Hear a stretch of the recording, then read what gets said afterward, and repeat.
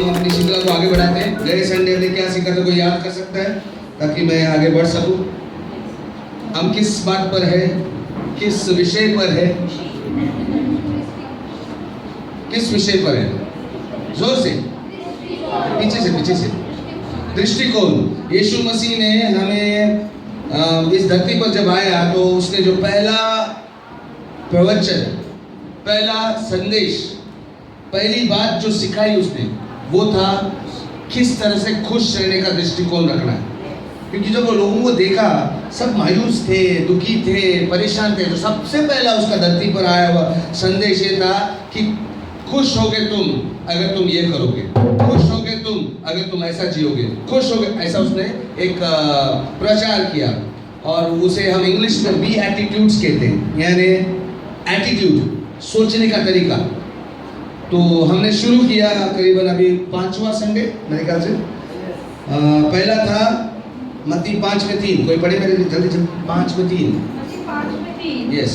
धन्य है वे जो आत्मा के दीन है, क्योंकि स्वर्ग का राज्य उन्हीं का है। हाँ, मतलब ये धन्य जो शब्द है पुराना शब्द है, खुश, जिसे आशीर्वाद बोल सकते हैं, और उसका और मतलब है खुश होगे तुम, खुश होंगे वो लोग जो आत्मा के दीन है, यानी नम्रता को दर्शाता है। हमने सीखा कि नम्रता के बारे में बात कर रहे हैं। जो लोग नम्र होते हैं, अंदर से, बाहर से नहीं, अंदर से नम्र होते हैं, वो खुश होंगे। सेकंड वन, धन्य है वे जो शोक करते हैं, यानी खुश होंगे वो लोग जो शोक करते हैं। शोक का मतलब क्या है? साधारण शब्दों में लगता है दुखी होना। जो आदमी दुखी है वो खुश कैसा होगा? राइट और रॉन्ग? लेकिन यीशु जब भी बोलता है कुछ मतलब से बोलता है।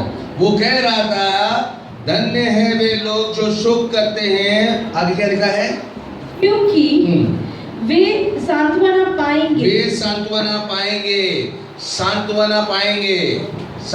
पाएंगे मतलब उनको आराम मिलेगा। मतलब जो लोग शोक करते हैं अपनी गलती पर, जब हम गलती करते हैं और नजरअंदाज करते हैं, खाली सॉरी बोलते हैं, वो नहीं, जो दिल से दुख होता है उनको कि नहीं है मैंने गलती कैसा किया, उनको सांत्वना, परमेश्वर तुरंत देता है, उनको माफ करता है। और वो खुशी जब होती है माफी मिलने पर, वो खुशी जाती नहीं है जल्दी। कपड़े लेकर आओ तो कपड़े फटते हैं, खुशी चली जाती है। लेकिन जब पाप करने के बाद अगर हम उस पर दुख नहीं होते हैं तो जिंदगी भर उसका भुगतना पड़ता है, क्योंकि दंड तो मिलना ही है। शैतान हाथ डालेगा ही, क्योंकि जहाँ गंदगी है वहाँ शैतान आएगा ही। जहाँ पाप किया वहाँ शैतान का पूरा कानूनी हक बनता है कि आपको सताए। लेकिन जो पछताते हैं, जो बोलते हैं कि नहीं यार ये गलती कैसे हुई, शोक करते हैं, इतना दुख होता है, ऊपर से कोई मर गया, अरे यार मैंने ऐसा कैसे किया, ये गलती कैसे हुआ, नहीं होना चाहिए था। तो परमेश्वर ने सांत्वना दी। जब परमेश्वर का हाथ आता है तो खुशी आती है, परमेश्वर का आशीर्वाद आता है, वो लोग धन्य होते हैं, वो लोग खुश होते हैं। तीसरा बात क्या बोला? धन्य है वे जो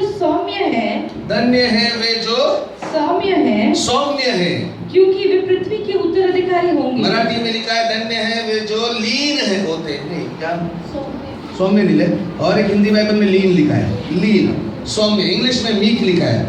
ये नम्रता से नजदीक मेल खाता है, लेकिन थोड़ा अंतर है। मैंने सीखा है आपको सौम्य होना मतलब क्या है, कोई बता सकता है?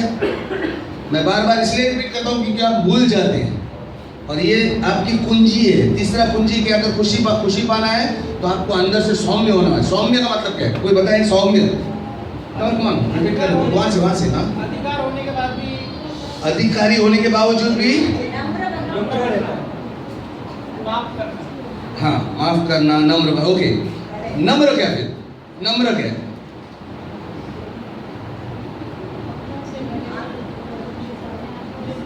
नम्र मतलब अगर हम एक जैसे हैं, और मान लो ये भाई के पास ज्यादा गुण है मुझसे, तो मैंने डींगा नहीं माना है, जा रहे मैं भी बहुत शाया हूं क्या, बोले तो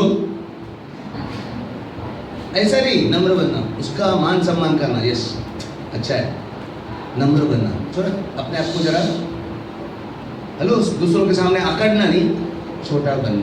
कोई बात नहीं यार, तू ग्रेट है, तू पढ़ा लिखा है, तेरे पास गुण है, हम उसको नम्र बोलते हैं, वहाँ एक होने के बाद। लेकिन सौम्य में फर्क है, मैं इससे बड़ा हूँ, मैं इसका पास्टर हूँ,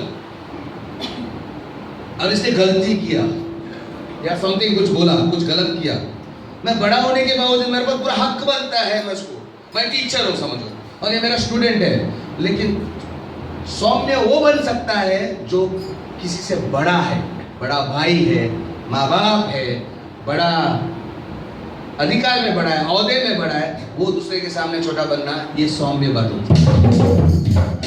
माफ करना, उसकी गलती को चांस देना उसको, और वो सौम्य बनना। समझ में आया?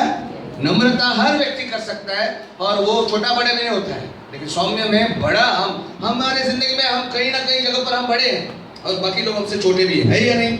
रिश्ते में, काम की जगह पर भी हमारे से छोटे कोई है, औहदे में छोटे हैं, पोजीशन में छोटे हैं, हैसियत में छोटे हैं, वहां पर सौम्यता दिखाना बहुत जरूरी है। सौम्य बना, बोलो जो सौम्य है वो खुश रहेंगे, वो आशीर्वादित रहेंगे। चौथा, धन्य है वे जो धार्मिकता के भूखे और प्यासे हैं, धार्मिकता के भूखे और प्यासे हैं, क्योंकि वे तृप्त किए जाएंगे। हाँ, लास्ट टाइम हमने सीखा धार्मिकता के बारे में, धार्मिकता के बारे में, यस और नो? जो राइट होना चाहते हैं, राइट करना चाहते हैं, परमेश्वर उन्हें बोलता है क्या? वे भाग्यशाली है, वे सुखी। आज हम 5वीं बात पर जा रहे हैं, 5वीं कुंजी, प्लीज टेल मी। मत्ती 5 में 7। मत्ती 5 में 7। हाँ, सभी लोग पास्टर के पीछे बोलेंगे। धन्य है वे जो दयावंत है, क्योंकि उन पर भी दया की जाएगी। वापस एक बार बोलेंगे, ये बहुत भारी चीज है और हम सब के लिए बहुत जरूरी है। बोलो, धन्य है वे जो दयावंत है, क्योंकि उन पर भी दया की जाएगी। हालेलुया। आपको पता है यीशु मसीह धरती पर क्यों आया? परमेश्वर ने यीशु मसीह के रूप में धरती पर हमको बचाने वाला बोल के क्यों भेजा? क्योंकि मनुष्य जाति को अगर टेक्नोलॉजी की जरूरत होती तो साइंटिस्ट को भेजता। परमेश्वर साइंटिस्ट बन के आता। अगर आपको पैसे की जरूरत थी, खाली पैसे ही जरूरत थी, उसके बगैर आप मर जाते हैं, तो परमेश्वर आपको फाइनेंसर भेजता। अगर आपको खाली मजा मस्ती चाहिए होती तो जोकर को भेजता। लेकिन परमेश्वर जानता था हम सब मनुष्य को दया की जरूरत है, इसीलिए उसने दयावंत को भेजा, और वो है यीशु मसीह। हेलो, अगर हमारे पाप को क्षमा कर कोई नहीं करता तो हम किधर जाते हैं? सजा तो भुगतना है, कानून से पूछो, जुर्म किया है तो दंड भुगतना होगा, और हम में से कोई भी पाप नहीं किया ऐसा बोल सकता है? कौन कोई भी है ऐसा? कोई भी माँ का लाल है जो कह सकता है कि मैंने पाप कभी नहीं किया? कोई नहीं है, दुनिया में कोई नहीं है। उसका दंड तो होगा। और परमेश्वर का कानून का जब हम दोषी ठहरते हैं तो किधर जाएंगे? परमेश्वर तो स्वर्ग में रहता है, दूसरा है नरक, और नरक शैतान के लिए बनाया है, हमारे लिए नहीं बना था, लेकिन शैतान ने हमें गुमराह करके हमें डाल दिया। हमारे पहले पूर्वज जो आदम से लेकर हम अभी तक कोई ना कोई पाप में पड़े, तो उसका इलाज ढूंढने के लिए हमें दया की जरूरत है। यस और नो? इसी बात पर मुझे एक बात याद आई जो इसमें नहीं है, लेकिन सडनली मुझे मैं गाड़ी से आकर जब यहाँ पर पार्किंग करा तभी परमेश्वर बात करा। एक बड़ा धनी व्यक्ति था, उसने बहुत लोगों को कर्ज दिया था, 1 लाख 2 लाख, किसी को 50,000, ऐसे इसके लिस्ट में 17 जन थे। और वो धनी व्यक्ति एक दिन प्रभु की इस बात को समझा। उसने प्रभु का वचन पढ़ते क्षमा करने के बाद सोचा, बोला माफ कर दे यार, मेरा कर्ज परमेश्वर ने माफ किया तो इनका क्या करूँ? तो उसने सोचा मैं लेटर लिखता हूँ। उसने एक लेटर लिखा, वो अनेक नाम 17 लोगों के नाम से एक लेटर लिखा अलग अलग, और उस पर लिखा कि मैं माफ़ करना चाहता हूँ, तुम्हारे सारे कर्ज में माफ़ कर पाऊँ, और ये कुरियर से भेजा। प्लीज़ खाली इस लेटर में मिलने का मुझे इत्तिला करना। कुरियर आता तो साइन लेते ना, उसने हर एक को कुरियर भेजा। लेकिन पता चला 17 में से 16 लेटर उसके पास वापस आए, एक नहीं आया, एक ने स्वीकारा, बाकी के 16 जन उधर रहते हुए भी नहीं, हमारा नहीं है बोल के छोड़ दिए। ये डर से कि इसने कोर्ट से क्या बोलते हैं, कोर्ट का ऑर्डर तो नहीं भेजा, घर खाली कर दो नहीं तो मेरा पैसा दे दो, ये डर की वजह से उन्होंने हम नहीं है इधर, ये नाम का आदमी नहीं है बोल के भेज दिया।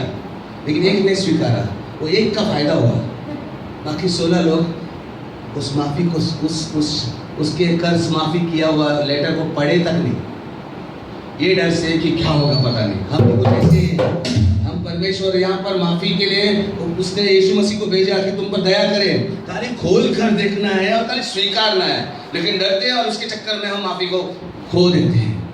ये सुनो, हमसे ज्यादा किसको दया की जरूरत है? हम हर दिन गड़बड़ करते हैं और शैतान हमारे जीवन को वाट लगाता है। एक दिन मर के चले जाते हैं, फिर अनंत काल तक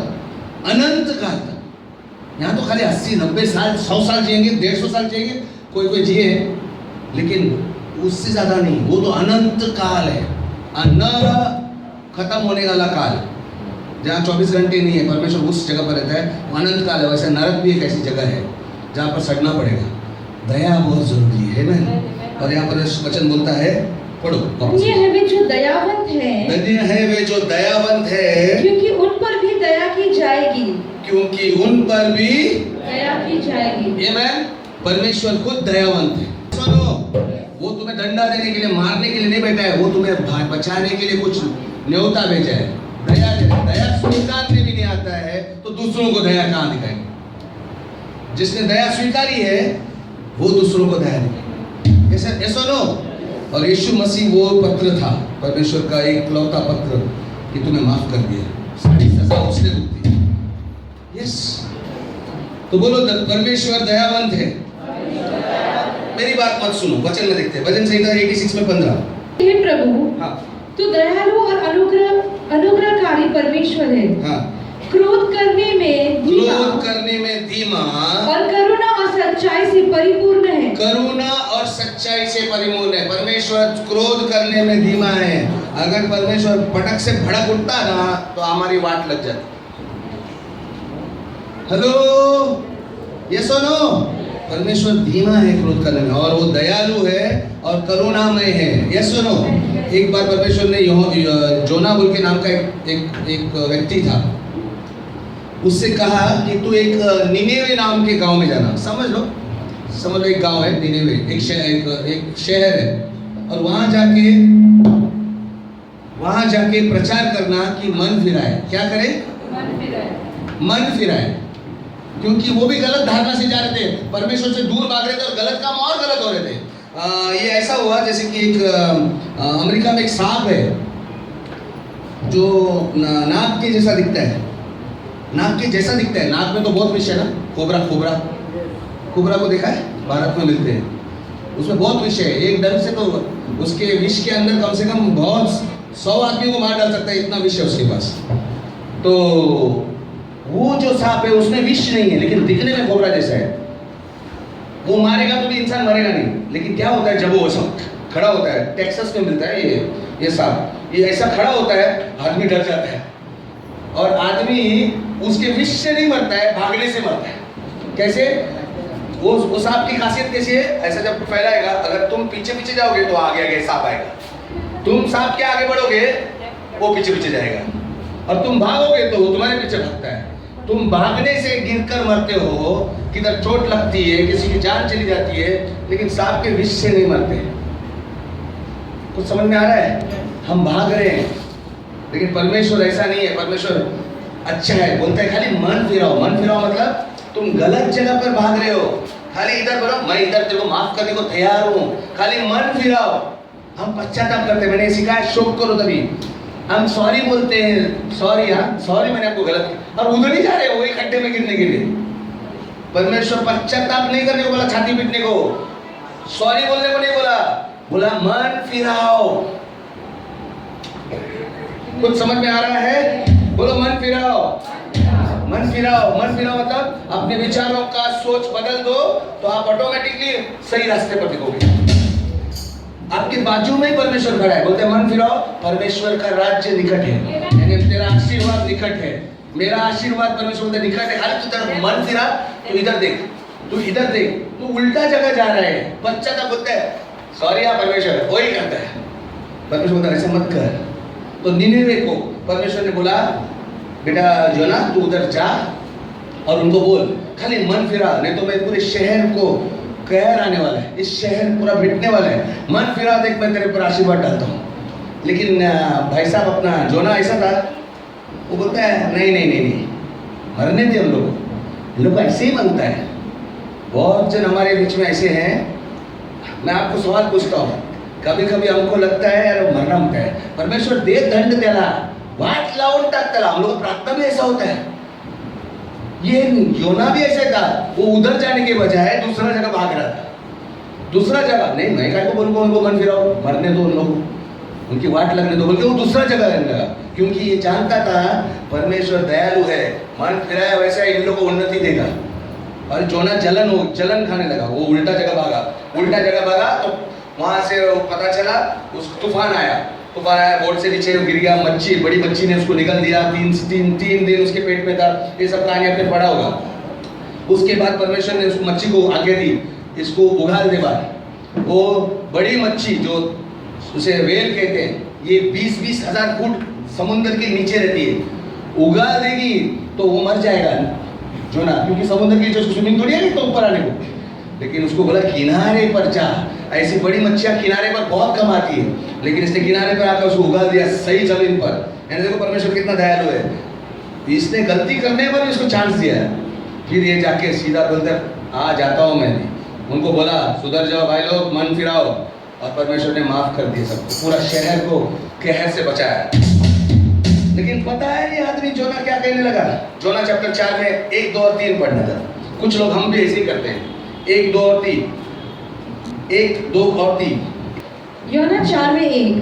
परंतु ये बात योना को बहुत ही बुरी लगी और वो क्रोधित हो गया। तब उसने यहोवा से यह कहकर प्रार्थना की, हे यहोवा, जब मैं अपने देश में था तब क्या मैंने ये बात ना कही थी? इसीलिए मैं पहले ही तार्शीश को भाग गया था। मैं परमेश्वर, मैं जानता था तू ना उनको माफ करेगा। मेरे को बोलते हैं मन फिराने को बोल, उनको मन फिराने बोल। तू बहुत दयालु है, उन्होंने गलती की, उसको माफ कर, मनाना चाहिए, उनको मारना चाहिए तुम्हें। ये पहले ही उसने बताया था। परमेश्वर साहब मैं क्या कर रहा हूँ, कर मन फिराओ। परमेश्वर हमसे भी बोलता है, दूसरे तेरे भाई को या तेरे दूसरा जो गलती करता है उसको दया दिखा, क्योंकि मैं दयालु है। लेकिन हम लोग क्या बोलते हैं, नहीं परमेश्वर वो ना बहुत खराब आदमी है, उसको सजा मिलनी चाहिए, इतना गलती किया। अरे हमने कितना गलती किया था? परमेश्वर हम पे दया, तो दूसरे पे दया होने पर क्यों जलन होता है? ये आदमी ऐसे ही करता है। रीड। क्योंकि मैं जानता था कि तू अनुग्रहकारी है, मैं जानता था। दयालु परमेश्वर है। वो दयालु परमेश्वर, तो माफ करने वाला, मुझे मालूम है। जो क्रोध करने में धीमा है, करुणा से भरपूर तथा दया करके विपत्ति को भेजने से रुका रहता है। 3 अतः अब हे यहोवा, मेरा प्राण मुझसे ले ले। अभी तो मुझे ही मार डालिया, उनको उन्नति करा रहे हैं। बहुत बार हम ऐसा सोचते हैं, दया करने तो नहीं जाते हैं। परमेश्वर अगर दया करेगा तो भी बोलते हैं परमेश्वर ये अच्छा नहीं, मैं इतना संडे से यहाँ पर आता हूँ और वो देखो 2 संडे से इधर आया, देखो कपड़े कैसे पहनते हैं, जंगली के जैसा आता है, फिर भी उसको परमेश्वर तू आशीर्वाद दिया, उसने गवाही दी, मेरी गाड़ी आ गई, अब मेरा चंगाई हो गया, मेरा तो कुछ भी नहीं हो रहा है। होता कि नहीं? कुछ ऐसा बातें होता कि नहीं? कमान हाथ उठाने की जरूरत नहीं, लेकिन दिल में लगता है अरे उसका कैसा फायदा हो गया, अरे इसका कैसा फायदा हो गया, ये देख कैसा आता है, ती बघ कशी येते, आणि मी 1 वर्षापासून येते, काय होत नाही माझं. नाही देवा, माझी वाट लावून टाकतो आता, जाऊ दे मला, राखो तो त्याचाच बरं कर. कमाल है या नहीं? थोड़ा मैं बोल रहा हूँ, समझ लो अपना अलग अलग परिस्थिति में हम ऐसे जोना के जैसे ही है, इंसान ऐसे ही है। परमेश्वर दयालु है और वो दया करता है तो अभी उसको गुस्सा करते हैं हम। अभी मेरी वाट लगा, नहीं मैं नहीं जीना चाहता। छोटा बच्चा बोलता है नको मला, है ना? अरे परमेश्वर बोलते हैं मैं दयालु है, तू भी तो भर ना, कैसी खुशी मिलती है। लेकिन हमारा दिमाग में ऑलरेडी लोगों ने भर दिया है परमेश्वर ऐसा नहीं है, समझ में आया? और जब मालूम पड़ता है कि वो दयालु है तो भी हमको और गुस्सा आता है, उसने उसको क्यों दया किया? तुम पर भी करेगा, तुम्हारे दिमाग से पहले कचरा निकालो। हालेलुया। आप फिर क्या बोला उसने? मुझे मार डालो। अतः हे यहोवा, मेरा प्राण मुझसे ले ले, क्योंकि मेरे लिए जीवित रहने से मरना ही भला है। मरना ही भला है। वो ऐसे लोग हैं हम लोग कभी, है या नहीं? कम ऑन, जांच लो अभी। आज परमेश्वर का वचन यीशु मसीह बोलते हैं, धन्य है वे लोग जो दया करते हैं, क्योंकि उन पर भी। मुझे तो दया चाहिए, आपको चाहिए? किसी की नहीं तो कम से कम उससे तो चाहिए। क्योंकि कभी ना कभी होता है गलती यार, होता है कि नहीं? हम इंसानों से होता ही है। अगर उसकी दया नहीं हुई तो गई, बोले तो वाट लग गई, वो छोड़ दो। ओके, एक यूसुफ नाम का व्यक्ति था बाइबल में। दो उदाहरण देता हूँ। एक योना का दे, वो यूसुफ का बताता हूँ। यूसुफ का क्या था? वो छोटा बच्चा था, उसको परमेश्वर ने सपना दिखाया कि तू एक दिन राजा बनेगा। तभी वो छोटा था, उसके बड़े भाई 12 जन बड़े भाई थे, 11 बड़े भाई थे, वो सबसे लास्ट। सुना, उसने अपने भाइयों को बोला कि मेरे को सपना मिला, सपना दिखा कि परमेश्वर मुझे बड़ा करने वाला है। सबको जलन हो गया भाइयों को। उसका बाप का लाडला था क्योंकि छोटा था, तो उन्होंने प्लान किया 11 के 11 लोगों ने, 11 भाइयों ने, कि इसको मार डालते हैं, जंगल में लेके। और वो मार डालने भी गए, छोटा बच्चा था 13 साल का, मार डालने भी गए। लेकिन वहां पर एक भाई ने बोला कि उसका हाथ हम गंदा करें अपने, मार के उसको। काम करते हैं, बकरे का खून लगाते हैं और इसको इस खड्डे में छोड़कर जाते हैं रेगिस्तान में। वो कारवां आते हैं ना ऊंट में, वो उसके मालिक उनको गुलाम बोल के लेके जाएंगे, ऐसा बोल के। तो ये आइडिया उनको जमा, और उन्होंने बाप को बोला कि इसका कपड़े पे खून लगाया, बकरे का, बोला ये मर गया। शेर आके उसको उठा के लेके गया, छोड़ दिया उसको। सोचो ये 13 साल का बच्चों को कितना गुस्सा आना चाहिए। मेरे सारे बड़े भाई ने मेरे को मार डालने का सोचा ना, मेरे को जंगली कैसे छोड़ के गया, और मैं गया गुलाम बन के। मेरे को लोग, अरबी लोग लेके गए, और वो वहाँ पर अरबी देश में गुलाम बन गया, नौकर बन के रहा। जबकि यहाँ बाप के वहाँ आराम से ऐश कर सकता था, लेकिन गया। वहाँ पर जाने के बाद वहाँ पर एक काम करने लगा, वहाँ ऊपर आने लगा, तो अचानक किसी औरत ने झूठा इल्जाम लगाया, उस पर लाइन मारती थी और उसको लटका दिया। मैं बोलूँगा पुलिस को तूने बलात्कार किया हो गया, वो हीरोइन को सब कपड़ा फाड़ती है, ऐसा करा, और वो जेल में गया। फुकट का, उसने कुछ नहीं किया था। जेल में 10 साल ऐसे ही सड़ा। लेकिन एक दिन परमेश्वर का अनुग्रह था, वो राजा का सपना बताता है उसका अर्थ, और एक दिन राजा उसको ऊपर लाता है और उस देश का प्रधानमंत्री बनाता है राजा। वो गुलाम और ये प्रधानमंत्री, और उसने सपने में जो बताया था राजा को कि अकाल पड़ने वाला है सारे दुनिया में, और हमको अगर बचना है इस अकाल से तो अभी से जमा करना पड़ेगा। जो आने वाले 7 वर्षों में अकाल आने वाले, उसके लिए हम वापिस से जमा करेंगे, ताकि बाकी के लोगों के पास राशन नहीं रहेगा तो वो हमारे पास दुगने भाव से खरीदने आएंगे, हमारा देश अमीर होगा। ये आइडिया ठीक चला, और वैसे अकाल पड़ा तो उसके बाप के घर जहाँ था वो देश में भी अकाल पड़ा। उसके भाई जो 11 भाई थे वो भी अकाल में थे। सारा देश जो है, बाकी के देश, इस देश के पास भीख मांगने को आया, सोना बिना लेके हमको अनाज चाहिए, हमारे बच्चे भूखे मर रहे। अब ये बड़ा हो गया, प्रधानमंत्री बन गया, इसके भाई लोग भी आए। आप और मैं क्या करते थे? आए अभी लाइन पे आए, मेरे को मार डाला था ना। अभी वो पहचानते नहीं है क्योंकि बड़ा हो गया, शक्ल चेंज हो गया, अभी छोटे बच्चे से बड़ा हो गया। अभी तो राजा समझ के आए हैं, लेकिन अभी ये दिखा सकता ना वट, अभी तुम लोग को झुकाता, चल हट, ये इसको ले गया, अकाल दे, बोल सकता था कि नहीं? यस। लेकिन यूसुफ ने ऐसा नहीं किया। उसने क्या किया? 50 में जाना, उत्पत्ति 50 में 19, उत्पत्ति 50 में 19। परंतु यूसुफ ने उनसे कहा, डरो मत। ये होती है दया। सामने वाले को पूरा हक बनता है हमको। सौम्य बनाओ, सौम्य, अधिकार में बड़ा था भी हो, नीचे हो गया, सौम्यपन भी दिख रहा है। बोलते डरो मत। आगे क्या मैं परमेश्वर के स्थान पर हूँ? 20 तुमने तो मेरे साथ बुरा करने की ठानी थी, हाँ। परंतु परमेश्वर ने उसी को भलाई में बदल दिया, जैसा कि आज के दिन हो रहा है। बहुत से लोगों का प्राण बच सके। 21 इसीलिए अब डरो मत, मैं तुम्हारे और तुम्हारे बाल बच्चों का पालन पोषण करता रहूंगा। यहाँ तक उसने बोला डरो मत, तुमने जो भी किया था बुरा, परमेश्वर ने उसको भलाई में बदल दिया। मैं बात बोलता हूँ, अगर आपका दिल दयालु है ना, परमेश्वर आपके ऊपर आने वाली हर बुरी चीज को बदल के अच्छाई में बदल। यस होता है। अगर आप उस घटना को अकेले को लेकर पकड़ेंगे ना तो वो कड़वा लगेगा। माझ्या वहिनीने माझ्या बरोबर असं केलं बरं नाही, मेरा माँ ने मेरे को पढ़ाया नहीं, अच्छा नहीं, मेरी शादी जल्दी कर दी, मेरा बाप ऐसा था, वो सब चीज़ें घटनाएं, मेरे दोस्त ने ऐसा किया, जो भी उसको लेकर पकड़ेंगे ना वो कड़वा होता है। जैसे कि केक बनते हैं, तभी क्या होता है, हम केक में क्या डालते हैं? वेनिला, और क्या? अरे केक बनाएगा मैदा, और क्या? बेकिंग पाउडर, और अच्छा चलो ये सब चीज वेनिला, खाली खा के देखो, अच्छा नहीं लगेगा। मैदा खाओ, खाली खाली मैदा खाओ, अच्छा नहीं लगेगा। लगेगा?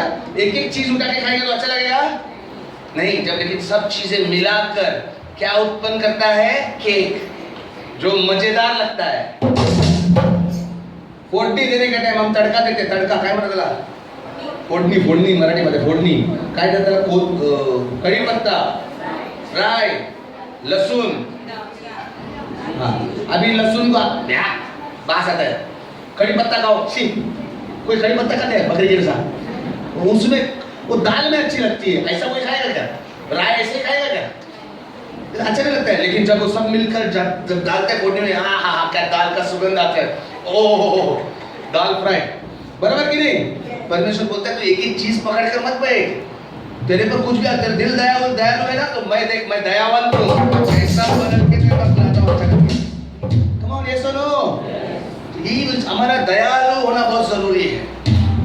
एक दयालुपन का एक उदाहरण मुझे बहुत अच्छा याद है। एक नर्स ने बताया, एक नर्स थी, उसने गवाही दी कि जब वो काम कर रही थी तो उसकी जगह पर एक उसके हॉस्पिटल में, नर्सिंग होम में 80 साल का एक बुड्ढा आया। एक दिन सुबह सुबह आया और उसका हाथ में पट्टी था, कुछ ऑपरेशन किया था, टाके मारे थे, वो टाके निकालना चाहता था। तो नर्स ने बोला, बहुत जल्दबाजी में आया, मेरे को जल्दी जल्दी निकालना है, मेरे को जल्दी जाना है, मेरे को जल्दी जाना है, घड़ी घड़ी जल्दी जल्दी। सुबह सुबह किधर डॉक्टर रहते हैं? तो नर्स ने बोला, डॉक्टर लोग तो 10 बजे के बाद ही आते हैं, वो अभी बुड्ढा है, तो सोचा उसने मैं देख सकती हूँ क्या? तो उसने देखा कि ये टाके सूख गए, तो उसने डॉक्टर को फ़ोन किया, पूछा मैं निकाल के भेजूँ क्या उस पेशेंट को? तो बोले हाँ, डॉक्टर ने बोला परमिशन दिया, वो नर्स कर सकती है। तो जैसे वो साफ कर रही थी और उसको लगा रही थी, तो पूछा उसको इतना जल्दी क्यों है? मुझे दूसरा जगह पे हॉस्पिटल में पूछना है, हाँ जल्दी। तो उसने बोला कि डॉक्टर के पास जाना है, दूसरा डॉक्टर के पास अपॉइंटमेंट है। नहीं, मेरा डॉक्टर के पास अपॉइंटमेंट नहीं, मेरी पत्नी उधर एडमिट है। तो अच्छा अच्छा, पत्नी के पास क्या हुआ उसको? तो वो टाके लगा रही, टाके निकाल रही, उसका साफ करे। बोले पत्नी को क्या हुआ, कैसी है? हाँ वो अच्छी है, लेकिन वो उसको अल्जाइमर बीमारी है। अल्जाइमर बीमारी मतलब याददाश्त खो जाना, मतलब वो पहचान नहीं सकते। तो अच्छा, उसके लिए जा रहे हैं? हाँ, मेरे को उसके साथ नाश्ता करने जाने के, मेरा सुबह उसके साथ हर दिन अपॉइंटमेंट है। अच्छा, अगर समझ लो थोड़ा लेट होगी तो वो टाके निकाल रहे हैं, बोल रही, अच्छा अंकल अगर लेट गए तो गुस्सा होगी? नहीं, वो गुस्सा नहीं होगी, क्योंकि वो मुझे पहचानती भी नहीं है, 5 साल से मैं मुझे जानती भी नहीं हो, भूल गई मेरे को। क्या बात करते हैं? मतलब तुम हर दिन सुबह, वो पहचानती नहीं फिर भी उसके साथ नाश्ता करने जाते हो टाइम पे? हाँ, क्या बात हुआ? वो भूल गई। मैं तो नहीं भूला, मैं तो उसे जानता हूँ। परमेश्वर भी बोलते हैं, लोग पहचानते नहीं, मुझे नहीं जानते, लेकिन वो तो जानता है, इसलिए वो दया करता है। दया करना बोले तो प्यार करना, दया करना बोले तो, बोलो दया करना बोले तो। परमेश्वर ऐसा है, हम लोग नहीं जानते उसको, लेकिन वो फिर भी जानता है। कम ऑन, ये सुनो, इसीलिए बोलता है तुम धन्य हो जो दया करते हो, दया दिखाते हो, क्योंकि तुम पर दया दिखाई जाएगी, अधिक तौर पर दिखाई जाएगी। बजोले को बोलो दया दिखाओ। हालेलुया। इंग्लिश में कहते हैं mercy means, mercy mercy, English में से मर्सी बोलते हैं, दया को mercy. Mercy is love in action. I love you बोलने का जरूरत नहीं, एक्शन में करके दिखाने का। ये बुड्ढा, वो औरत जानती नहीं, उसको 5 साल से पता नहीं किसके साथ वो नाश्ता करे, उसकी याददाश्त गई है, लेकिन ये एक्शन में दिखाता है। हर दिन जाता है 9 बजे, मैं टाइम पे मैं नाश्ता उसके साथ करूंगा। ये लव इन एक्शन, यानी प्रेम क्रिया में, क्रिया में, बोलो क्रिया में। यस और नो? तो आज मैं आपको दया दिखाने के 4 चिन्ह बताता हूँ। चिन्ह, 4 तरीके, मतलब आप कैसे जानेंगे कि आप दयालु है या नहीं। तो कितने लोग दयालु है यहाँ पे? कितने लोग दयालु है? बाकी लोग नहीं है? ठीक है, हम अभी शक में आए ना, मैं दयालु हूँ कि नहीं, कैसा पहचानूं? तो आइए 4 रास्ते दिखाता हूँ आपको। नंबर 1 लिखना। आप अगर दयालु है तो इससे मालूम पड़ेगा कि अगर आप दूसरों के साथ सहनशील होते हो, अगर आप दूसरों के साथ सहनशील, सब्र रखते हो, पेशेंट रहते हो, धीरज रखते हो दूसरों के साथ जो हमसे हटकर है, तो आप दयालु है। हेलो हेलो हेलो, ये सुनो, किससे किससे आप सहनशील है? किससे सहनशील है? कौन दूसरों के साथ? आशा से तो मैं सहनशील रहूंगा क्योंकि वो बहुत अच्छी है, गीता सिस्टर भी बहुत अच्छी है, मैं सहनशील रहूंगा। वो हटेले लोग रहते हैं ना, हटेले, हमारा लगता है हमारे हर जन की जिंदगी में, सभी की जिंदगी में ऐसे नमूने आते हैं, आते कि नहीं? हमारे नहीं, सबकी जिंदगी में आते हैं। कमाल है या नहीं? मेरे साथ ऐसे हटेले लोग आते हैं। वो बुरे नहीं है, वो अच्छे अंडे, वो खाली क्रैक हो गया। वो अच्छे अंडे, सड़े हुए अंडे नहीं है, वो क्रैक हो गया थोड़ा। अभी जो अंडे खाते हैं उनको मालूम पड़ेगा, अंडे लाते तो कहीं संभाल के निकाल के थैली के अंदर डालते स्लोली, लेकिन जो क्रैक हो गया अंडा को उसको और संभालना पड़ता है। ऐसा टीच पड़े हुए, हाँ टीच पड़े हुए, क्रैक पड़े हुए, ऐसे अंडे को संभाल के रखना पड़ता है। परमेश्वर बोलता है ऐसे टूटे हुए अंडे आते हैं ना, जो अच्छे अंडे हैं, संभालो उनकी शादी। समझ में आ रहा है कि नहीं? वो अच्छे हैं, क्रैक पड़ा है बेचारे को। सही बोल रहा हूँ यार, जो हमको परेशान करते हैं। ये सुनो, अभी ऐसा मत देखो, सबके जीवन में अब भी है, आज के दिन भी है कोई ना कोई जो आपको टोचन मारता है। समझ में आया? हालेलुया। आइए, परमेश्वर वचन क्या कहता है? पहला थिस्सलुनीन 5:14, 5:14, फर्स्ट थिस्सलुनीन 5:14। ऐसे टाइम पे क्या करना चाहिए जब तक वो वचन निकालती है? ऐसे हटेले लोग जब मिलते हैं ना, सबसे पहला सुनो सुनो सुनो सुनो, वचन आप ये पढ़ेंगे। ऐसे जब हटेले लोग मिलते हैं आपको, ऐसे टूटे हुए अंडे मिलते हैं, जो अच्छे अंडे, उनके टूटने का राज क्या है ये पता लगाओ। वो आदमी ऐसा क्यों हटेला है, उसके पीछे क्या हुआ है ये पता लगाओ। उसके जूते में जूते डाल के चलो, मतलब उसका जिंदगी जीने की कोशिश करो तो पता चलेगा, अरे इसकी वजह से। शक्ल पर मत जाओ, उसका गंदी बात पर मत जाओ, उसके पीछे कारण है। जब आदमी चोट खाया हुआ है ना, वही चोट पहुंचाता है, यह हकीकत है। चोट खाया हुआ व्यक्ति ही, इंग्लिश में बोलते हैं हर्टिंग पीपल हर्ट अदर्स। अगर आपको कोई चोट पहुंचा रहा है, हटेला है, मतलब उसका कुछ तो भी बुरा परिस्थिति हुआ है लाइफ में। पहले ही उसके ऊपर लेबल मत लगाओ, ये हट रहे, नालायक कहीं का, हटेला कहीं का। अरे नहीं, सहनशीलता, आप दया दिखाओ। हो सकता है कल बारी हमारी हो, ये सुनो, बचवाली को बोलो, दया दिखाओ, सहनशीलता दिखाओ। या पढ़ो। थिस्सलुनीन 5:14, हे भाइयों, हम तुमसे अनुग्रह करते हैं कि, हाँ भाइयों और बहनों भी बोलो जरा, ए भाइयों और बहनों।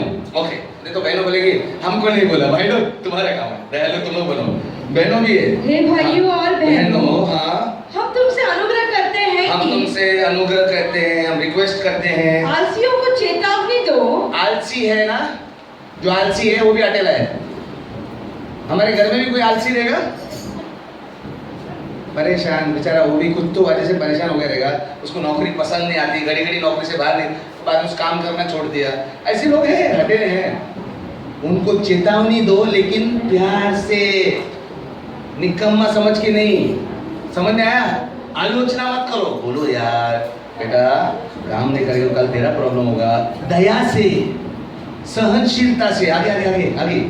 आलसियों को चेतावनी दो, कायरों को प्रोत्साहन दो। जो कायर है बेचारे, बहुत लोग डरपोक भी है, हम लोग उसको बोलते हैं ए डरपोक, चल डरता है, उसके पीछे भी कारण रहेगा। एक दिन कोई डराया होगा उसको, ऐसा वो धक्का बैठ गया उसको। है मेरे दोस्त लोग इंजीनियरिंग स्टूडेंट्स हैं, हम लोग रैगिंग किया जाता था। हम जब कॉलेज में पहला साल जाते तो हमारे ऊपर वाले सीनियर लोग हमको अंडरवेयर में घुमाते थे। अरे कितना बेइज्जती होती है, सब लोग देखते हैं, कितना शर्म आता है। और उसमें से एक दो जन तो कायर हो जाते हैं, जिंदगी में कभी किसी से मुंह नहीं दिखाएंगे। वो जो बचपन में किया था ना, तो हमें कभी कभी उनका पीछे देखना पड़ता है क्या है। कुछ समझ में आ रहा है? लोग चोट खाए हुए इसके लिए वैसे, तो कायरों को प्रोत्साहन दो, कोई दया है। देन अगेन निर्बलों की सहायता करो। जो कमजोर है उनको तकलीफ मत मारो, सहायता करो सहनशीलता से। वो निर्बल है, आया ना। अगर कितने लोगों को एक से ज्यादा बच्चे हैं? कितने लोगों को यहाँ पर वहां को एक से ज्यादा बच्चे हैं? 2 बच्चे, 3 बच्चे, 4 बच्चे, क्या सब सेम है? एक ज्यादा ही होशियार है, एक एकदम चल रहे बाबा जल्दी, स्लो जाता है, दूसरा दौड़ता है, इसको पकड़ो, बात तो परेशान होता है या नहीं? सबके अलग अलग सोच है, सबका हालत अलग अलग चीजों से होता है, तो हमें समझना चाहिए उसको कैसा ही करना है। तो क्या बोला है, क्या बोला है? निर्बलों की सहायता करो, निर्बलों की सहायता करो, ये दयावान है। हाँ, सबके साथ सहनशीलता दिखाओ। लेकिन सबके साथ, भले वो कायर है, भले वो कमजोर है, भले वो आलसी है, सबके साथ क्या दिखाओ? सहनशीलता। कमल बाजू वाले बोलो, सहनशीलता दिखाओ, क्योंकि ये दया है, ये दया है। और फिर आप पर भी दया होगी। कोई भारी काम करना नहीं है, सिंपल रोज में करना, रोज का रोज दया दिखाओगे, आपकी जिंदगी में खाते में, परमेश्वर के खाते में दया जमा होगी। जो आपको जरूरत पड़ती तो चेक कैश हो जाएगा। हालेलुया, कोई तो बोलो हालेलुया। तो पहला चिन्ह है, अगर आप दूसरों के साथ सहनशीलता दिखाते हो, जो हटेले। सेकंड, अगर आप गलत लोगों को माफ करते हो तो आप दयालु हैं। लेकिन अक्सर हम करते नहीं है। तब तक वचन निकालना, यशाया, मैं उदाहरण देता हूँ। यशाया 43 में 25, 43 में 25। आपने सुना रहेगा, क्षमा करो और भूल जाओ, क्षमा करो और forget and forgive and forget. सुनो इधर, फॉरगिव एंड, क्षमा करो और, क्या ये बाइबल में है? क्या परमेश्वर भूल जाता है हमारे पाप को? बहुत पास्टर भी बोलते हैं, बहुत लोग भी बोलते हैं, बहुत विश्वासी भी बोलते हैं, क्षमा करो भूल जाओ, परमेश्वर भी भूल जाता है। क्या परमेश्वर गजनी है क्या? शॉर्ट टर्म मेमोरी, अचानक 15 मिनट में वो भूल जाता है, तू कौन? ऐसे है ना, ना ना, परमेश्वर का मेमोरी में सब कुछ सही है, उसको बीमारी नहीं लगा है कि वो भूल गया तुम्हारे पाप। लेकिन आज तक हम कभी कभी बहुत सारे मंडली में जाते हैं, प्रार्थना में जाते हैं, तो बोलते हैं परमेश्वर आपके पाप को भूल जाता है। नहीं, भूल नहीं जाता, लेकिन कुछ करता है। देखते हैं 43, 25। यशाया 43 में 25। हाँ, मैं ही हूँ जो अपने ही निमित्त तेरे अपराधों को मिटा देता हूँ। क्या करता है वो? अपराध को मिटा देता है। मतलब आप बच्चे लोग को सिखाते हैं ना, कड़ू लगे ऐसे लिखा था काला काला पार्टी पे, तो वो क्या करता है, पार्टी को पोंछ देता है, मिटा देता है। अभी पार्टी पोंछने के बाद कुछ दिखते क्या? लेकिन दिमाग में रहता कि नहीं, लिखा था, ब लिखा था। अभी उसने देखा एप्पल लगा, एप्पल बनाओ, एप्पल, फिर भी मन में रहता है कि नहीं? वो मिटा दिया। आगे, मैं ही हूँ जो अपने निमित्त ही तेरे अपराध को मिटा देता हूँ और मैं तेरे पापों को स्मरण न करूंगा। मतलब मैं याद नहीं करूंगा। परमेश्वर को आपके हर पाप का बारे में डिटेल मालूम है, उसका कैमरा में फिट हो गया है, सब कुछ मालूम है आपने क्या गलती किया, क्या सब, लेकिन वो याद नहीं करता। जब वो माफ करता है, वो याद नहीं करता, आपको अच्छा दिखता है। परमेश्वर आपको अच्छा दिखता है। हाँ, गलती किया, उसका दिमाग में रहेगा किधर, लेकिन वो याद नहीं करता है। इसका मतलब भूल गया नहीं, लेकिन वो याद नहीं करता। हमें भी ऐसे ही करना है। जब हमारे सामने हमारे जो ऐसे दुश्मन आ जाते हैं, ऐसे लोग आते हैं जो हमको किट करते हैं, हमारे साथ गलत करते हैं, हमें उनको माफ करना है। कैसे? याद नहीं करके प्यार दिखाना है। मुन्ना भाई, लगे रहो मुन्ना भाई, किसने देखा? लगे रहो मुन्ना भाई, ये पिक्चर तो सबने देखा होगा यार। संजय दत्त का देखा नहीं? ठीक है, देखा नहीं तो देख लेना। तो उसमें एक शॉट है, गांधी उधर स्टूडियो में है और संजय दत्त को बोलता है, मुन्ना भाई को बोलता है, वो प्रश्न, एक आदमी बोलता है मेरे दरवाजे पे एक आदमी थूक कर रोज जाता है, म्यूनसिपालिटी का ऑफिस समझ, पान खा के, तो क्या करें? तो गांधी बोलता है उधर, गांधीगिरी कैसा है, गांधी ने वचन पढ़ा था ना परमेश्वर का, यीशु मसीह का बड़ा चल रहा है, वो बोलता है क्रिस्ती लोगों को पसंद नहीं करता हूँ मैं, लेकिन क्रिस्ट को पसंद करता हूँ मैं। वो सही बोलता है, लेकिन क्रिस्ती लोग नहीं करते हैं, इसलिए मैं आपको आज बता रहा हूँ। गांधी ने क्या किया, वही बात उसको बताया। अगर वो थूकता है ना, तो काम कर, कपड़ा ले, बाल्टी ले, उसके सामने पहुंच, 7:30 बजे वो नीचे उतरता है, कपड़े थैंक यू, पहुंच। हर दिन ऐसा करने लगा, तीसरा दिन, 14 दिन, एक दिन वो थूकने ही जा रहा था, दरवाजा खोला, बाल्टी लेके आया, सॉरी गया, उसके बाद कभी थूका नहीं। ऐसा दया दिखाओ, बुराई को अच्छाई से जीतो। बोलो, बुराई को अच्छाई से जीतो, अच्छा से जीतो। दूसरा और एक बात है, हम अक्सर क्या करते हैं, हमारे दुश्मन को अपनी गलती याद दिलाते हैं। कौन है या नहीं, है या नहीं?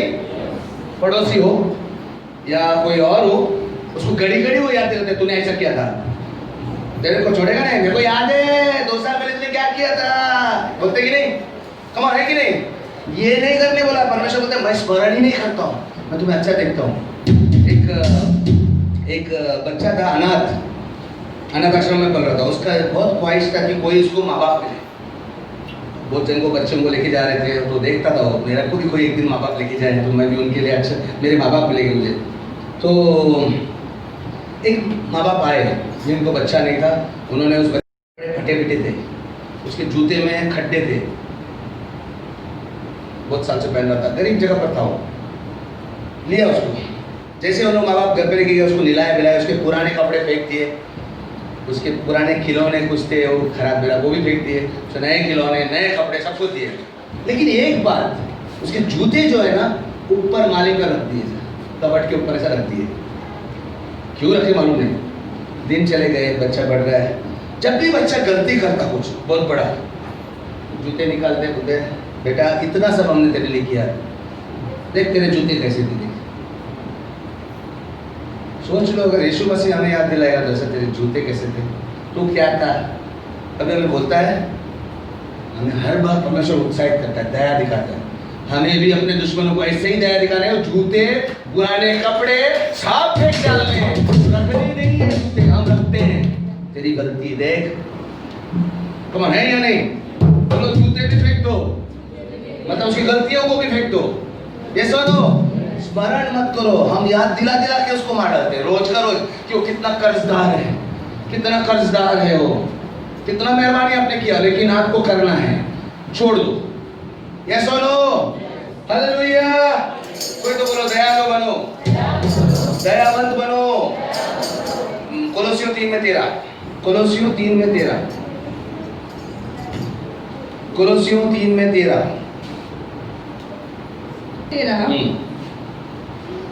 यदि किसी को किसी पर दोष देने का कोई कारण हो तो एक दूसरे को सह लो, एक दूसरे को सह लो। हमें दोष देने का कारण भी है तो बोलो, कारण भी है, उसने गलती किया, कारण भी है तो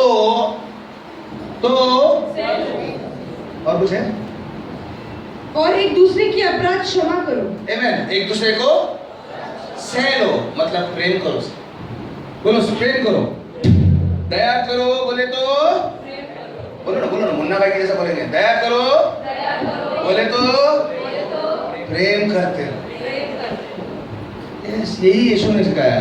अपनों को तो इस दुनिया में सब प्यार करते हैं, दुश्मन को भी प्यार करना मसीहा सिखाते है नहीं?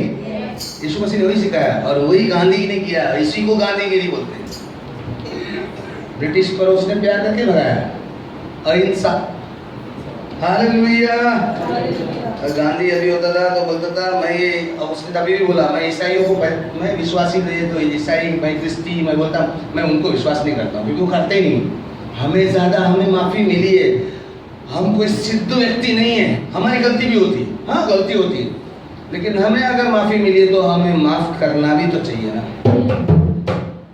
हम माफ़ किए हुए व्यक्ति हैं।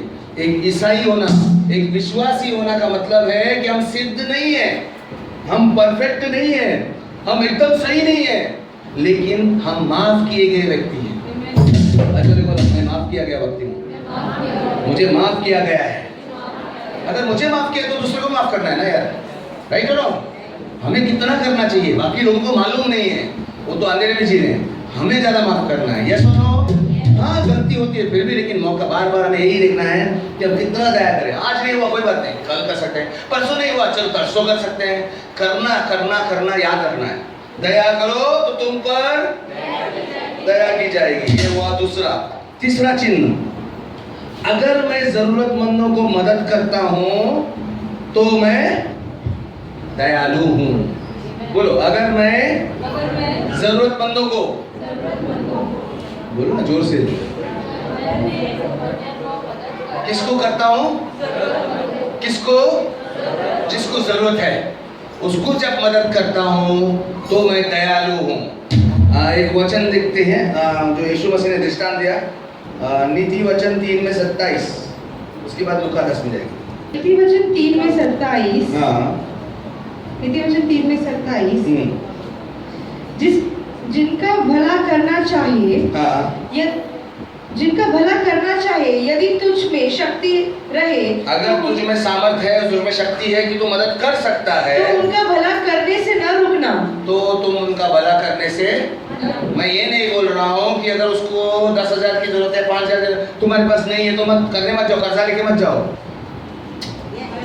लेकिन अगर तुम कर सकते हो, एक बच्चा है जिसको भूख लगा है, खाना, उधर तुम उसको खाना खिला सकते हो तो करो ना यार।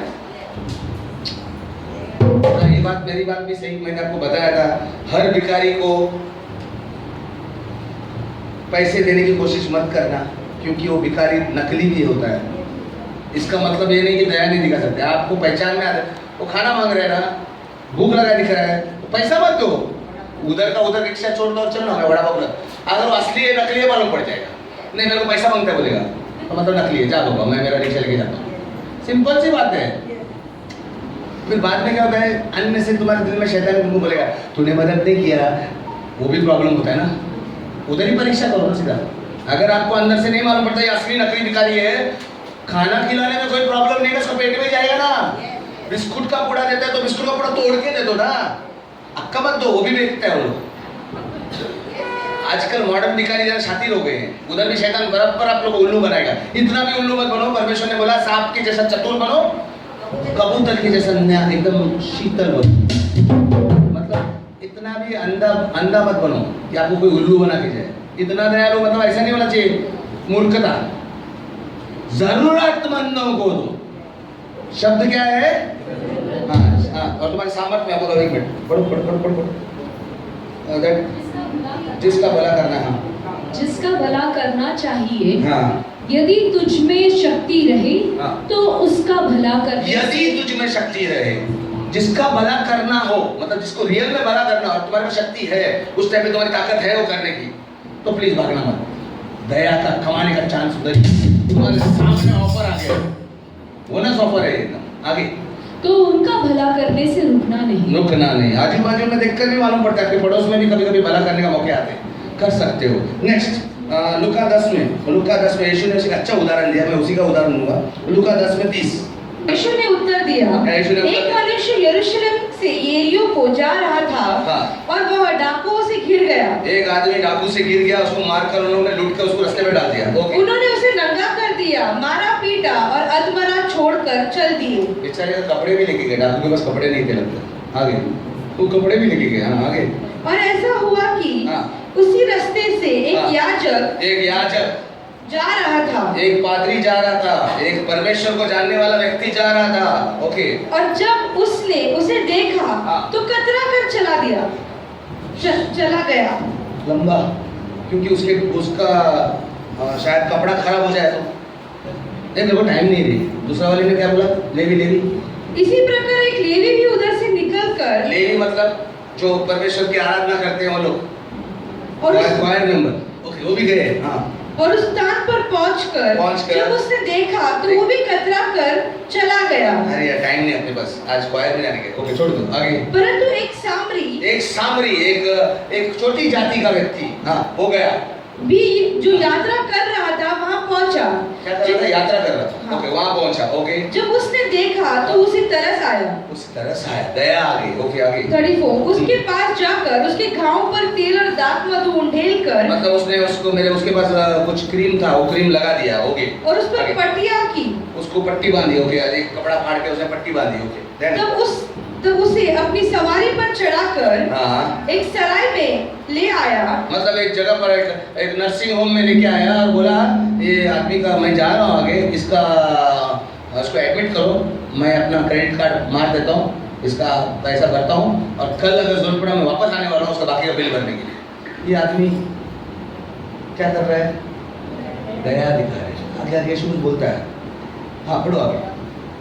और उसकी सेवा टहल करने लगा। दूसरे दिन 2 दिनार निकालकर सराय के मालिक को दे दिए और कहा, इसकी सेवा टहल करना, और जो कुछ तेरा और लगेगा वह मैं लौट कर तुझे दे दूंगा, लौट कर मैं तुझे भर दूंगा। 36 अब तेरी समझ में जो डाकुओं से घिर गया था, इन तीनों में से इसका पड़ोसी कौन ठहरा? इन तीनों में इसका पड़ोसी कौन ठहरा?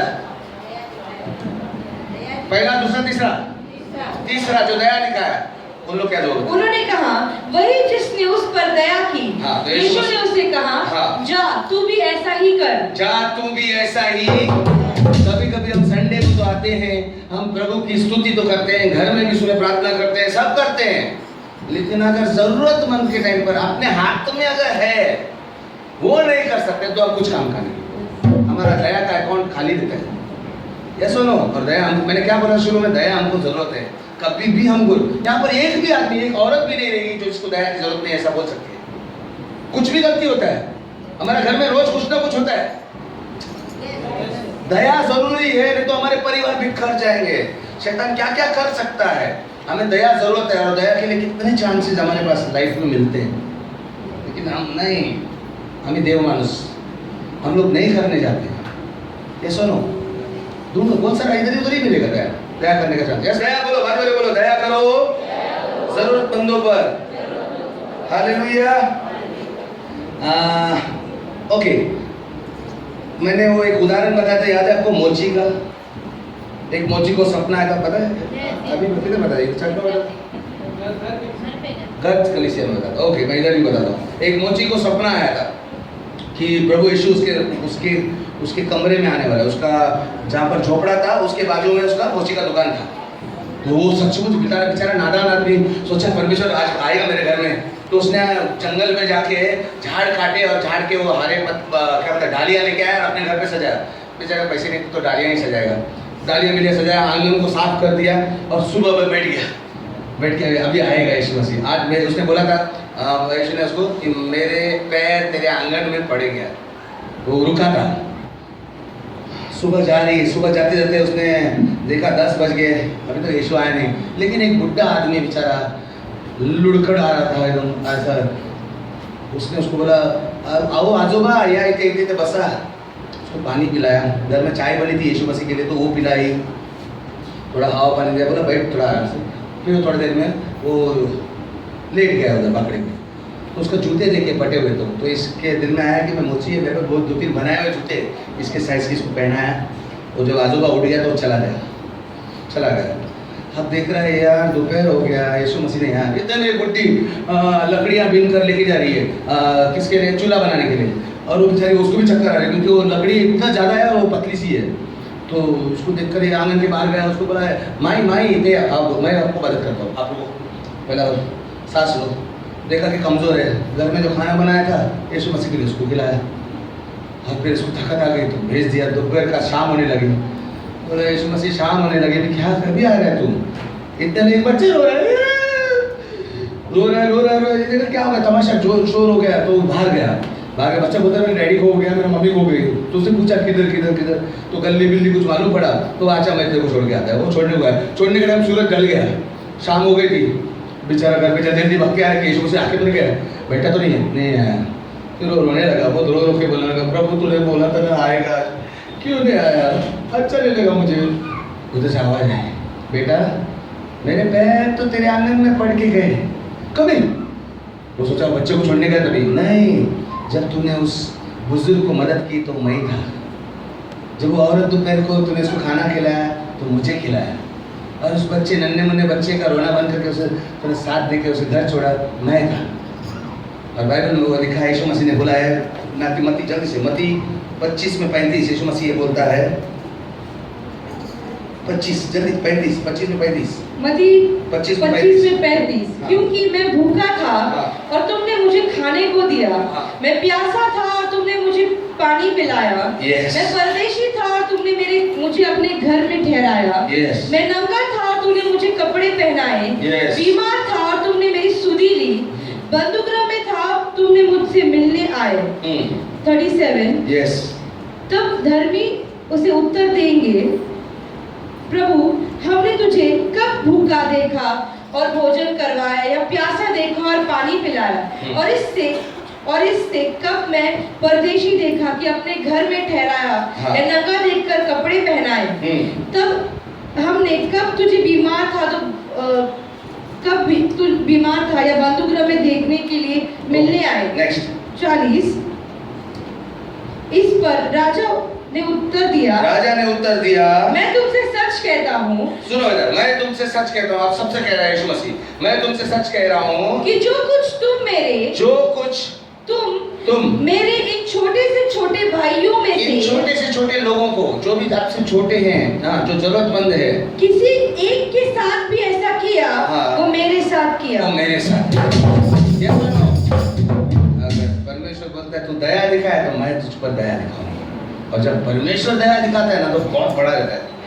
क्योंकि राजा जब पहले के जमाने में राजा रहते थे, ये राजा कहता है, बोलता है मैंने परमेश्वर राजा और हम उसकी प्रजा, राजनीति अलग है, राजा और प्रजा का हमको समझ में नहीं आता है, हम प्रधानमंत्री और प्रजातंत्र है हमारा। ओके, उस समय राजा के जमाने में राजा को जब भी कोई जाते थे तो खाली हाथ नहीं जाते थे, उसे कुछ लेकर जाते हैं, और हमारा हाथ कितना बड़ा रहेगा प्रजा का, थोड़ा देंगे, लेकिन राजा जब खजाने में से वो बोलता है दे वो तो ले बड़ा एकदम बड़ा थैला निकाल के देता है। सोच के देखो, ये हमारे समझ में आते हैं, ये उन लोगों को समझते जो उसका राजा था और वो प्रजा थे, प्रजा लेके जाएगा, राजा को सम्मान में देते हैं, लेकिन जब राजा देते हैं उसके बदले में जाने का टाइम, रिटर्न जाने का टाइम बहुत भर कर दया में हम जब छोटा से छोटा दया दिखाते हैं तो वो बड़ा करता है, चमत्कार वाली दया हमारे जीवन में आता है। कम बाजू वाले बोलो दया करो तो दया मिलेगी। ये हुए 3 चिन्ह, क्या बोला मैंने, 3 चिन्ह कि आप दयालु है। अगर आप जरूरतमंदों को मदद करते हैं, अगर आप हटेले लोगों को सहनशीलता दिखाते हैं, और तीसरा क्या बताया था, वो दूसरा दुश्मनों को, गलत लोगों को माफ करते हैं, मतलब याद नहीं करते, वो गलती को भूल जाते हैं कि बार-बार याद दिलाते हैं, भूल जाते हैं। हालेलुया। अब मेरा सवाल ये है कि हमें क्यों करना चाहिए।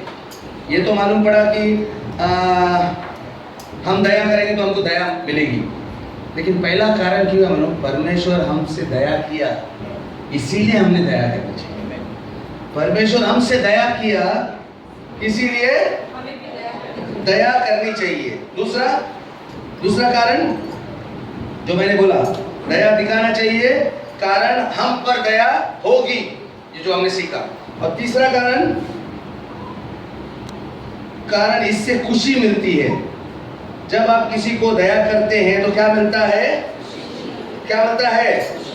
हालेलुया। मैं कोई सवाल पूछना आपसे, क्या तुम ऐसे जगह पर रहना चाहोगे जहां पर आपके आजू बाजू में लोग निर्दयी है? कोपरखेरना में हो, किधर भी हो, आप किधर रहते हो, वहां पर आजू बाजू में चाली में बिल्डिंग में लोग निर्दयी है, आप उधर रहना चाहेंगे कि उधर रहना चाहेंगे जहां लोग दयावंत हैं? कौन फर्क पड़ता है ना। आप निर्दयी जगह पर रहकर आप खुश रहेंगे? नहीं रहेंगे, दयावंत जगह पर रहना चाहिए। और एक सवाल मेरा, अभी बहुत इंपॉर्टेंट पॉइंट आता है, दया से समझ गया, क्या हमें हर परिस्थिति में दया करनी चाहिए? सोच के देखो, ये बड़ा गंभीर प्रश्न पूछा मैंने, थोड़ा सा गंभीर टर्न बता रहा हूं, एक प्रैक्टिकल। क्या हमें हर परिस्थिति में दया करनी चाहिए? हर परिस्थिति,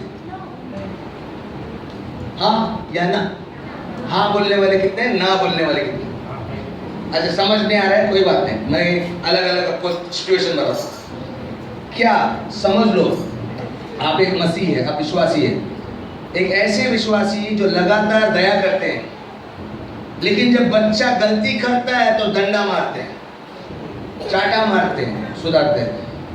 तो अब लगातार दया करने वाले बच्चे पर चाटा मारते हैं तो फिर परिस्थिति बदल गई।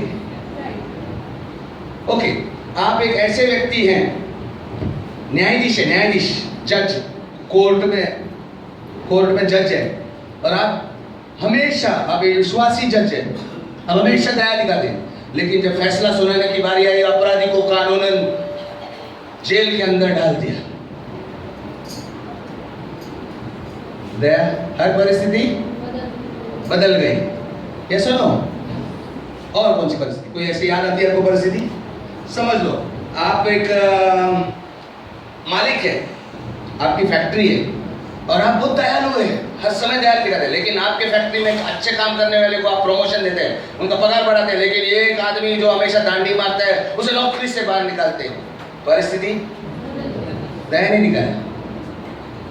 कम ऑन, ये सुनो, इसके लिए मेरा उत्तर है दया और न्याय दोनों को मिलाओ। बोलो, दया और न्याय। सांबार और चटनी बनाओ। इडली खाने टाइम पे सांबार भी मिलता है, चटनी भी मिलता है।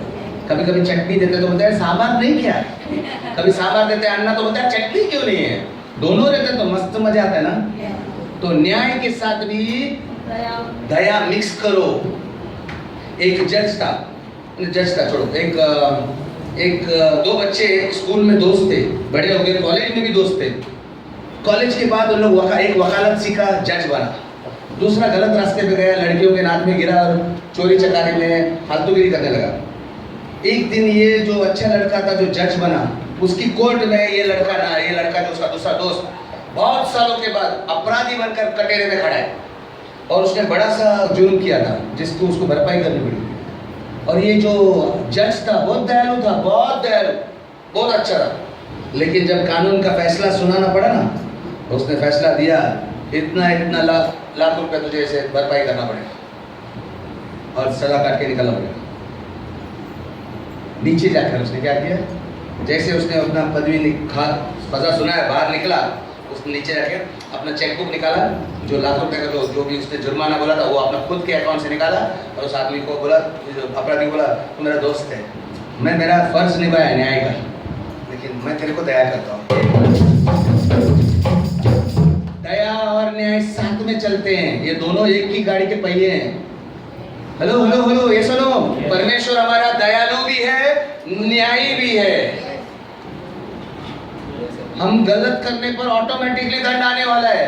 उसने पहले से ही बोला, बेटा सही रास्ते पर जा, नहीं तो शैतान तो वाट लगा देगा। अब हम गलत रास्ते पर जाते तो न्याय तो हो गया हमारा, लेकिन वो नीचे उतर के आके हमको फिर भी दया दिखाता है। अगर ये बात हम लोग को मालूम पड़े ना, यीशु मसीह का, ये परमेश्वर का ये बात, तब आसान होता समझने को कि वो क्यों दया दिखाते हैं। न्याय है, दया है, दोनों जब मिक्स करते हैं। मेरा उत्तर उसके लिए जो प्रश्न पूछा था कि हम हर परिस्थिति में दया दिखा सकते हैं ना क्यों?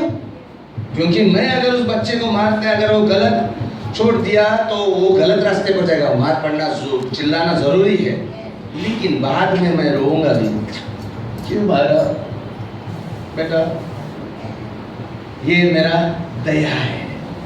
मारना उसका न्याय है। वो जज का मैंने उदाहरण दिया है, उसने दया अपने पैसे से चुकाया। और समझ लो, मैं काम करने वाला, काम पे लगाने वाला एक मालिक हूँ। मैं उस लुच्चे काम नहीं करने वाले को नौकरी से बाहर निकालूंगा कि दूसरों को खराब ना हो, दूसरे लोग खराब ना हो, लेकिन फिर उसके घर में जाके उसके माँ बाप को पैसा पहुँचा दूंगा जब तक उसको नौकरी दूसरी जगह पे नहीं लगता है। वो दया, ये सुनो, दया तो दिखेगी, लेकिन न्याय साथ में रहना पड़ेगा। न्याय नुकसान नहीं, नुकसान भरपाई तो होनी पड़ेगी।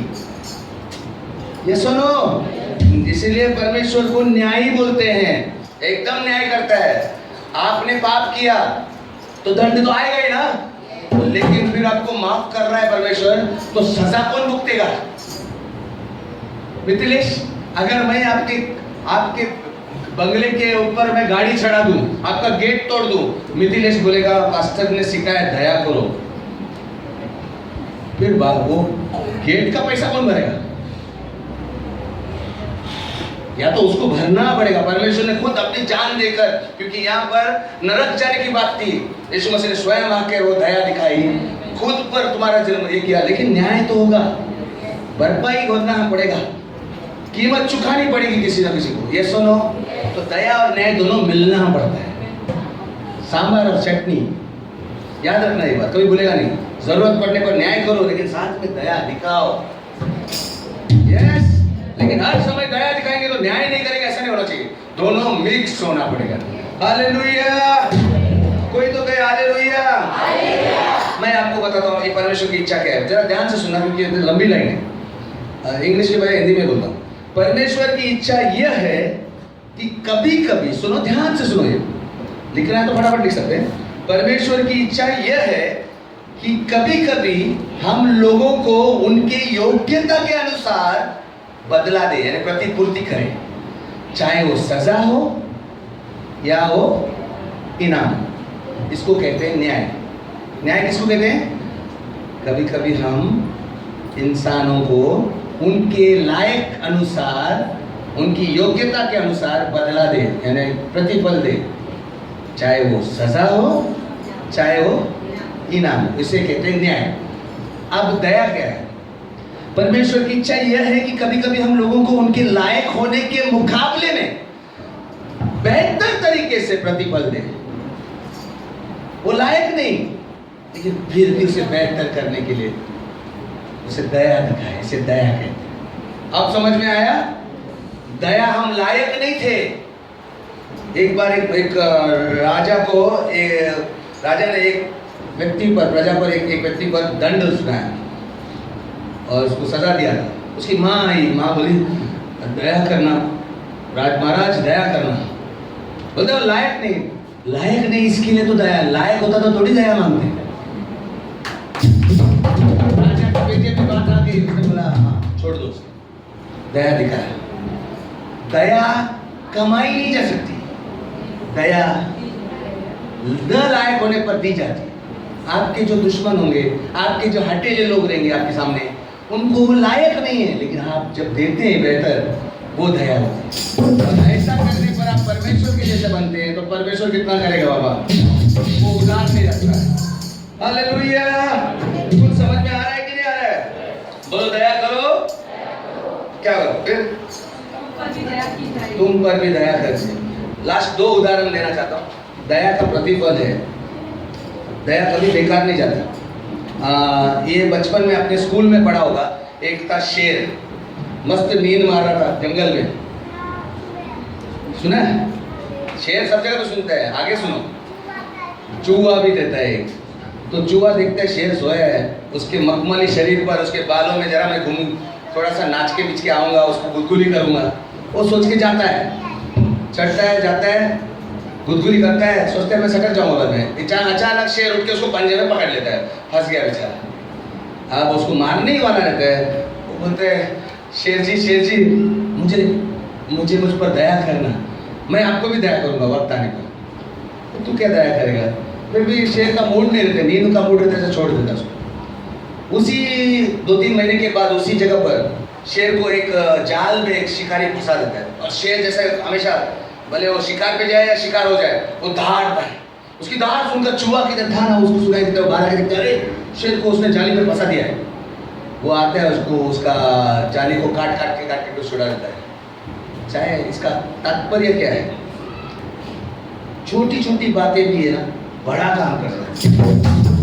छोटी छोटी दया दिखाओ, बड़ा काम आएगा। एक आखिरी उदाहरण देके समाप्त कर रहा हूँ। एक लड़का था जो अफ्रीका का केनिया का गांव में अपने सौतेले माँ बाप के साथ रहता था, सौतेली माँ के साथ रहता था, और सौतेले भाई बहन थे उसके।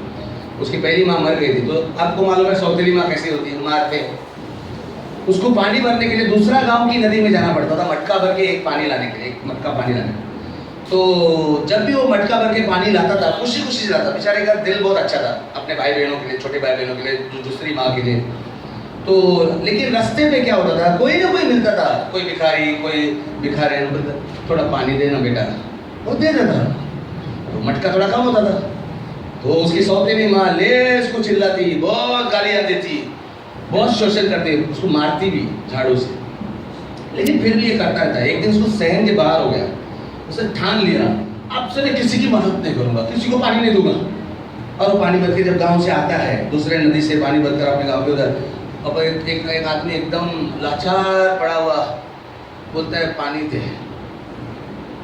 वो सोचता है नहीं, मैंने बोला है ना नहीं दूंगा, लेकिन फिर भी इसका दिल इतना दयालु है ना, आदत से मजबूर, दे देता है। थोड़ा आगे जाता है, बोलता अभी नहीं दूंगा किसी को, एक कुछ। उधर एक जन पड़ा हुआ रहता है, उसको मार लगा रहता है, कुछ साइकिल गिर गया उसका, वो मेरे ख्याल से डाकिया जैसा रहता है, कुछ पार्सल लाता है, क्या बोलते हैं, खत लाते हैं पोस्टमैन, तो पड़ा हुआ रहता है। तो उसको देखकर भी सोचता है दे देता हूँ उसको पानी देता है। आगे जाता है, तब तक मटका थोड़ा आधा हो गया, सबको पानी पिलाता है। घर पे जाके इस दिन तो उसकी माँ इतना उसको घुमाती है, उसको गरम गरम चटके से उसको सलिया लगा दो, क्या बोलते हैं, तवे का कोयले से लेकर उसको चटका देती है, रोता रहता है, मार खाता रहता है। इतने में एक खटखट आवाज आती है दरवाजे पे, वही पोस्टमैन, वही डाकिया जो नीचे गिरा था, वो आता है, बोलता है, वो देख के ताजुब होता है, कहता है क्यों आया, तो बोलता है ये शहर से आपको कॉलेज में एडमिशन का स्कॉलरशिप मिला है, आपके बच्चे को स्कॉलरशिप समझ है ना, पूरा 5 साल फ्री पढ़ाएं, प्लस उस व्यक्ति की तरफ से आपको ये नकद कैश, उसके आने जाने के लिए, उसके हॉस्टल में रहने के लिए नकद कैश। वो देखकर बहुत खुश होता है। ये क्या था, अगर उसे वो मदद नहीं करता, वो मर जाता वो आदमी, क्योंकि उसका एक्सीडेंट हुआ था। वो इनाम घर तक नहीं पहुंचता। मेरा मतलब यही है कि आप दया करो, आपको गारंटी है परमेश्वर को परमेश्वर जब देता है तो बड़ा चीज देता है, उतना ही नहीं आएगा, उससे ज्यादा आएगा। बोलो दया करो तो दया दी जाएगी, दया दिखाओ, परमेश्वर आप पर दया दिखाएगा। Father, in the name of Jesus, we thank you. Your mercy is in this place. तेरी दया इस जगह पर है, इसलिए धन्यवाद। हम स्वीकारते हैं प्रभु जी, हमें दयावंत बना, तेरी दया हमारे अंदर काम करने दे प्रभु जी, तेरी दया की आत्मा हम पर उड़े। यीशु तेरे नाम से मांगते हैं और सब स्वीकारते हुए कहेंगे आमीन आमीन। विश्वास से मैं विश्वास करता हूँ, आप सब पर विश्वास करता हूँ कि इस सप्ताह भर में आप किसी पर दया दिखाएंगे। कोई तो कहे आमीन। बोलो मैं करूँगा, क्योंकि मुझे दया की जरूरत है, यीशु के नाम से आमीन।